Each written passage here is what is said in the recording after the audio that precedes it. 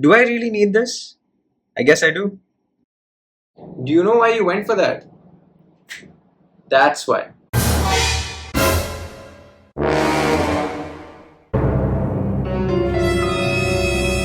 Priming effects take many forms.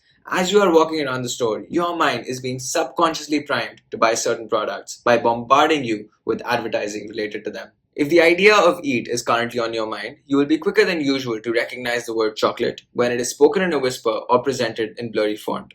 Priming is also reciprocal in nature. If you are primed to think of old age, you will tend to act old, and acting old would further reinforce the thought of old age. 90% fat free yogurt. Wow. Different ways of presenting the same information often evoke different emotions. The statement that the odds of survival 1 month after surgery are 90% is a lot more reassuring than the equivalent statement that mortality within 1 month of surgery is 10%. Similarly, food items that are described as 90% fat free are a lot more attractive than when they are described as 10% fat. The fact that both of these statements mean exactly the same thing is transparent. But an individual usually only sees one formulation, and what she sees is all there is. Hi dude, what are you doing? Hey, what's up? Just making some pasta, almost done. Smells so good in here. Yeah? Yeah, what do you have left to do? Just a bit of salt and then we're done, I think. How much salt are you gonna put? I think you should put 2 spoons of salt. 2 spoons? That's how much you put in dal. That sounds fair. But for pasta, I'm thinking more maybe 1 spoon. I don't think so. No? No. I think because dal and pasta are the same thing. One of the most reliable and robust and rather worrying results of experimental psychology is that people's estimates about something stay close to an initial number for an unrelated event that they had considered. For example, if you are asked whether Mahatma Gandhi was more than 114 years old when he died, you will come up with a much higher estimate of his age at death than you would have if the question was framed slightly differently and the number was anchored around 35. Or in other words, if the question was framed as if Mahatma Gandhi was more than 35 years old when he died. Even if you are determined to resist the influence of this number, the same house will appear more valuable if the asking price is on the higher side. Actually, it's pasta, and I had salted the pasta water as well. So intuitively, I'm thinking 1 spoon of salt on top should be enough. Oh my god, sure, smart. Intuition is nothing more and nothing less than recognition.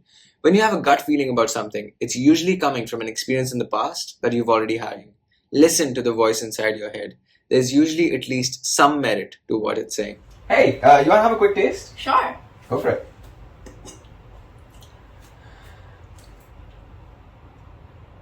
What do you think? It's missing something. Did you put the salt? I put the salt, yeah. It's missing chilies. That's it, right? Otherwise, it's good overall. It tastes like boiled pasta and tomato soup. It's the one and only Digo Double. Oh, she did not just. Give me 5 minutes and I'm gonna make it as good as new. I've got this. If you are genetically endowed with an optimistic bias, you hardly need to be told that you are a lucky person. You already feel fortunate. An optimistic attitude is largely inherited, and it is part of a general disposition for well-being, which may also include a preference for seeing the bright side of everything. If you were allowed one wish for your child, seriously consider wishing him or her optimism. Optimists are normally cheerful and happy and therefore popular. They are resilient in adapting to failures and hardships. Their chances of clinical depression are reduced. Their immune system is stronger. They take better care of their health and as a result are actually likely to live longer. Optimistic individuals play a disproportionate role in shaping our lives. They are the inventors, the entrepreneurs, the political and military leaders, not average people. They got to where they are by seeking challenges and taking risks. This reasoning leads to our hypothesis. The people who have the greatest influence on the lives of others are likely to be optimistic and overconfident and take more risks than they realize. This is something to watch out for. However, when action is needed, optimism, even of the mildly delusional variety, is usually a good thing. 2,000 years later.